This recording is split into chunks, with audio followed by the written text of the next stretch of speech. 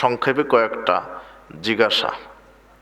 হিজামা কি এবং এটা কি সুন্নতি চিকিৎসা? ব্যথা দূর হয় কি? হ্যাঁ, হিজামা এটা সুন্নতি চিকিৎসা। হিজামা করলে অনেক রোগের চিকিৎসা হয়। হিজামা বলতে যে সিঙ্গা লাগানো বলা হয়, যেটা এখন বিভিন্ন গ্রাম্য চিকিৎসকরা করে, মাথাতে বা বডিতে হাড়ে লাগিয়ে রক্ত একটু বাহির করে দিবে, আগেকার মরা পোজ মিশ্রিত রক্ত বাহির করে দিবে, ব্যথা দূর হবে। এই চিকিৎসাকে হিজামা বলা। এটা খুব উপকারী চিকিৎসা। হিজামা খুব উপকারী চিকিৎসা। রাসূল সাল্লাল্লাহু আলাইহি ওয়াসাল্লাম বলেছেন তোমরা হিজামা করো। বেদাতি মাদ্রাসার কমিটিতে থাকা যাবে কি এবং সেখানে নিজের বাচ্চাকে পড়ানো যাবে কি? বেদাতি মাদ্রাসার কমিটিতে অথপরতভাবে জড়িত থাকা যাবে না, তাদেরকে সহযোগিতা করা যাবে না, সেখানে বাচ্চাকে ভর্তি করা তো প্রশ্নই আসে না। এমনিতেই যারা কমিটিতে আছে তাদের সাথে চলাফেরা করেন, ইসলামের দাওয়াত দেন, সঠিকটা বোঝান, কিন্তু তাদের সাথে একাকিত্ব পোষণ করবেন না। তাদের মাদ্রাসা মসজিদে সহযোগিতা করবেন না। বেদাতি মসজিদ মাদ্রাসায় দান করা, সহযোগিতা করা, বুদ্ধি পরামর্শ দেওয়া হারাম। আর বেদাতি মাদ্রাসায় পড়াবেন কেন? কি সালাফি মাদ্রাসার অভাব পড়েছে? কত মাদ্রাসা, এখন তো অনেক মাদ্রাসা হয়েছে। আল্লাহ সঠিক বুঝদান করুন। ওই বেদাতিরা কি সালাফি মাদ্রাসায় তার সন্তানকে দেয়? আপনি দেন মানে? শরম লজ্জা হওয়া দরকার। জানাজার নামাজে জুতা খুলতে হবে কি না দয়া করে বিস্তারিত বলবেন। না, জুতাতে যদি মনে করেন নাপাকে আছে একটু ডলা দিয়ে নেবেন। কথা বুঝেছেন? যদি একেবারে খুবই নাপাকি তাহলে খুলে রাখেন, সমস্যা নাই। কিন্তু নাপাকি না থাকলে জুতা পরে জানাজা কেন 5 ওয়াক্ত ফরজ সালাত জুতা পরে আদায় করবেন। সাহাবারা করতেন। এখন আপনার স্টাইলস হয়ে গেছে, বাইরে জুতা রাখার পরিবেশ আছে, তাই সাহাবীরা সেই সময় বেলে পাথর কুচকুচে মেঝেতে জুতা পরেই 5 ওয়াক্ত সালাত আদায় করতেন। জুতা পরে জানাজার সালাত হবে। এখন পর্যন্ত ওসমান হাদি হত্যার বিচার হলো না, এ সম্পর্কে যদি কিছু বলতেন। তুমি আমাকে বিচার করতে বলছো নাকি? আল্লাহর কাছে বিচার তো চূড়ান্ত বিচার তো করবেন, এই জন্য তো বিচারের মাঠ পরকাল। আমরা আল্লাহর কাছে দোয়া করি, আল্লাহ উসমান হাদি কেন, উসমান হাদির মতো শত শত হাদি আছে যাদেরকে অন্যায়ভাবে হত্যা করা হয়েছে, মায়ের বুক বোনের বুক খালি করা হয়েছে, স্ত্রীকে বিধবা করা হয়েছে। আল্লাহ তুমি এদের সঠিক হত্যার বিচার তুমি বাংলাদেশে বাস্তবায়ন করার তুমি তৌফিক দান করো। আমরা দোয়া করি। বেগম খালেদা জিয়ার জানাজায় সব এই মুফতি আব্দুল মালিক সূরা ফাতিহা পড়েনি। সূরা ফাতিহা জোরে না আস্তে পড়তে হবে।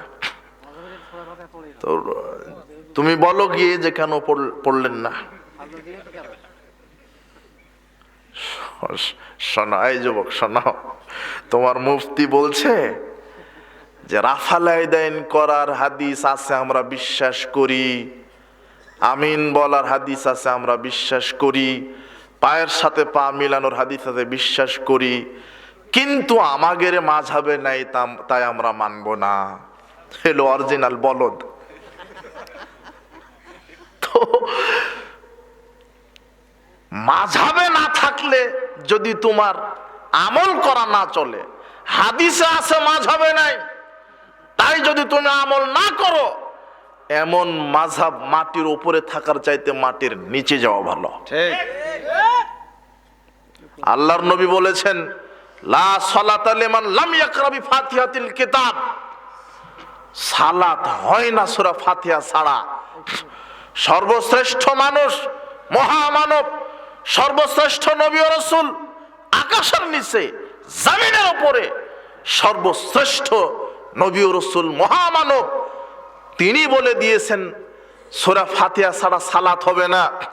জানাজা হোক, তাহাজ্জুদ হোক, তারাবি হোক, ঈদান হোক, ফরজ হোক, সুন্নাত হোক, নফল হোক, বিতর হোক, যার নাম সালাত, সেখানেই সূরা ফাতিহা পড়তে হবে।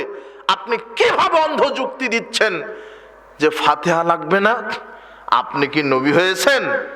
আল্লাহ আপনাকে সঠিক শরীয়ত বোঝার তৌফিক দান করুন। সাবধান। কি করলেন মুফতি দাওরা ফারেগ হয়ে? এখনো সূরা ফাতিহা লাগবে কি লাগবে না, জোরে আমিন না ধীরে আমিন, এই না সেই মাসালা এখনো শুদ্ধভাবে জাতিকে দিতে পারলেন না। কি করলেন মুফতি হয়ে আপনি? কোরআন এবং সহিহ হাদিস যদি সঠিক বুঝেন, একটা ভ্যান চালকের দাম আছে আল্লাহর কাছে যদি কোরআন সুন্নাহ রাসূলের আকীদা মানহাজ বুঝে, তার দাম আল্লাহর কাছে আছে। কিন্তু তোমার মতো কানা অন্ধ প্রতিবন্ধী মুফতি হাদিস রাসূলের সুন্নাহ থাকার পরেও তুমি ব্যঙ্গ করো, আপনি ব্যঙ্গ করেন। আপনার মতো মুফতি থাকার চাইতে না থাকা ভালো। বলতে পারেন না? আল্লাহর নবী যেখানে বলেছেন সূরা ফাতিহা ছাড়া সালাত হয় না, কত যুক্তি দিছে রে ভাই। ইবলিশ ফেল। ইবলিশকে বললো সেজদা কর, বলছে যে আমি আগুনের তৈরি ও মাটির তৈরি। আল্লাহ নবী বলছেন সূরা ফাতিহা ছাড়া সালাত হবে না, ও বলছে যে এটা শুধু একাকির ক্ষেত্রে, জামাতে পড়লে শুধু ওই ব্রাহ্মণ পড়লে হবে। কি যুক্তি রে ভাই! ইবলিশ বলছে যে হ্যাঁ আমার থাকার দরকার নেই এখানে, বলছে যে এটা ফিকি মাসালা। এত হাজার হাজার আলেম মুফতি দাওরা কামেল থাকতে এই ফিকি মাসালার সমাধান দিতে পারলেন না। আপনার কি ফিকি? আপনি মুফতি হলেন। আপনি আলেমকে দিয়ে জাহান্নাম উদ্বোধন হবে। ওগুলো ফিকি মাসালা ইখতিলাফ কবর দাও। আল্লাহ বলছেন ফাইন তানাযাতুম ফি শাই, যখন কোনো ব্যাপারে মতবিরোধ পাবে ফারুদ্দুহু ইলাল্লাহি ওয়া রাসূল, আল্লাহ এবং তোর রাসূলের দিকে যাও। সূরা জানাজায় সূরা ফাতিহা পড়বো কি পড়বো না? ঈদের সালাত 12 তাকবীর না 6 তাকবীর, জোরে আমিন না ধীরে আমিন, পায়ের সাথে পা মিলাবো না মিলাবো না, তাক রাফাল আযান করবো কি করবো না? ইখতিলাফ কোরআন সুন্নাতে আসো, রাসূলের সুন্নাহ অনুযায়ী সব সমাধান হয়ে যাবে ইনশাআল্লাহ। কিসের আপনার ইখতিলাফি মাসালা বলে, ফিকি মাসালা বলে সমাজ আপনি ফিতনা বাঁধাচ্ছেন? ডাইরেক্ট রাসূল সাল্লাল্লাহু আলাইহি ওয়াসাল্লাম বলে দিয়েছেন সূরা ফাতিহা ছাড়া সালাত হবে না। আপনি চিকিৎসা করতে কে বলেছে? ট্রেনের চাকা, এরোপ্লেনের বগি আর ট্রাক্টরের ফাল নিয়ে আলাদা একটা শরীয়ত তৈরি করে ফেলেছে এরা। আল্লাহ এদেরকে হেদায়েত দান করুন। ধীরে জোরে উভয়টা পড়তে পারবেন। জানাজার সালাতে জোরে কেরাত পড়তে পারবেন, ধীরে। সূরা ফাতিহা না পড়লে জানাজার সালাত হবে কি? হবে না। আমাদের আলেমগণ দিন রাত মঞ্চে বসে ইসলামের দাওয়াত দিচ্ছে, ও একজন আর একজনের বদনাম করছে। এটা কি দিন প্রচার? রাসূলের দিন প্রচারের পদ্ধতি রূপ ছিল, বিস্তারিত বলবেন।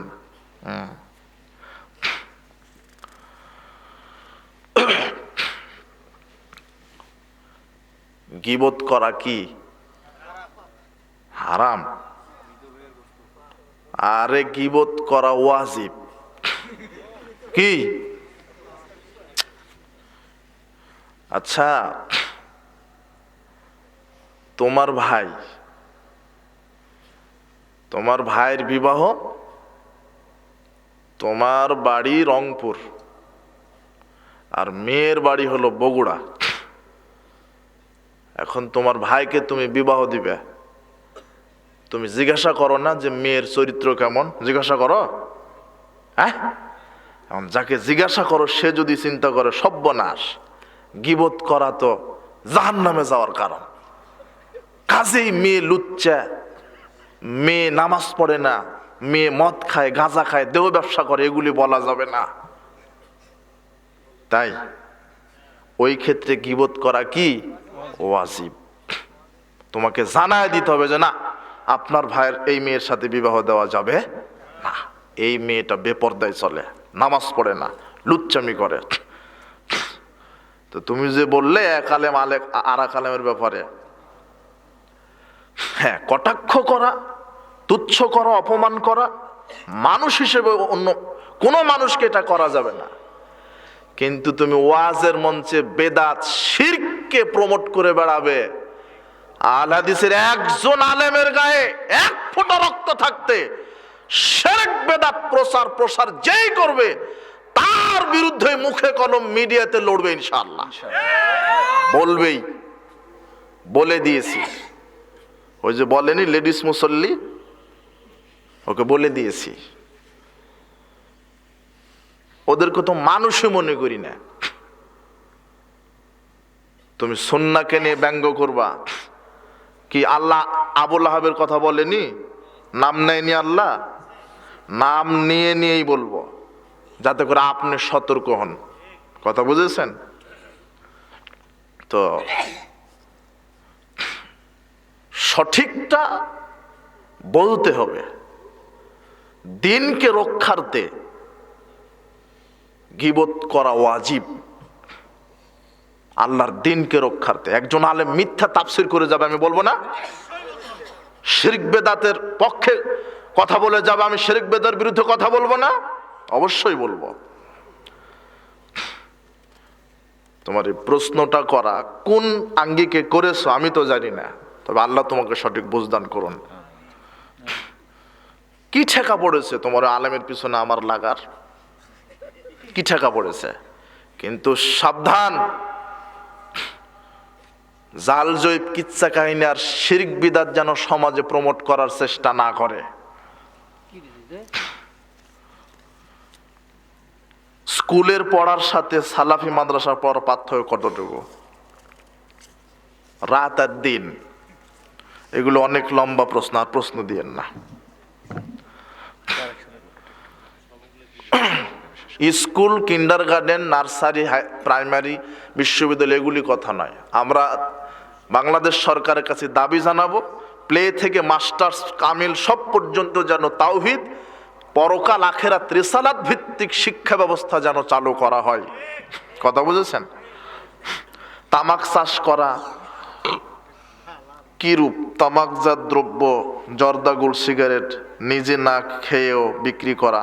তামাক চাষ করা হারাম, উৎপাদন করা হারাম, বিক্রি করা হারাম, আর লভ্যাংশ খাওয়া হারাম, সার্বিকভাবে সহযোগিতা করা হারাম।